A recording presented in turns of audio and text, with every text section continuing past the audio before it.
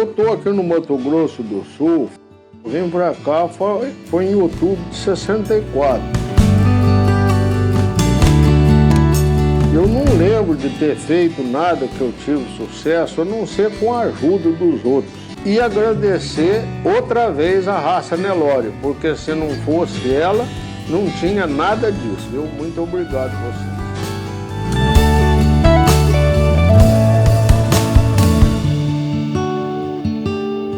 A partida do Chico Carvalho representa uma grande perda para a nossa pecuária. Mas a perda de Chico vai muito além dos negócios. Perdemos mais do que um grande pecuarista. Perdemos um amigo, um pai, um tio, um avô. Chico e meu pai, Zé Olavo, se aproximaram por causa da paixão pelo zebu décadas atrás. Meu pai, quando comprou a fazenda do Mato Grosso do Sul, o Chico Carvalho já estava lá e ele abriu as portas do Mato Grosso do Sul, orientou, ensinou, percorreu os passos juntos com meu pai. E no leilão de reprodutores da VRJO não foi diferente.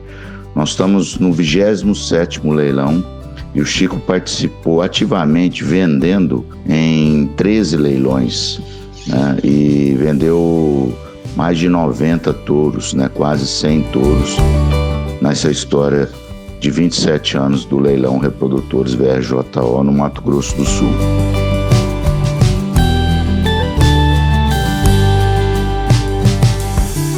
E de tudo, foi um cara muito importante pra gente, sempre nos ensinou os melhores caminhos.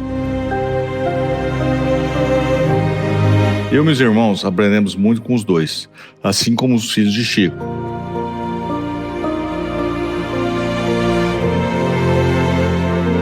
Nossa geração se considera uma grande família, reflexo de uma trajetória marcada por garra, zelo e lealdade. Lembramos muito além do grande criador, que foi à Índia na importação de 62 em nome de seu pai. Lembramos a pessoa de humor típico, uma pessoa de hábitos simples, que nos marcou pela amizade, generosidade e companheirismo.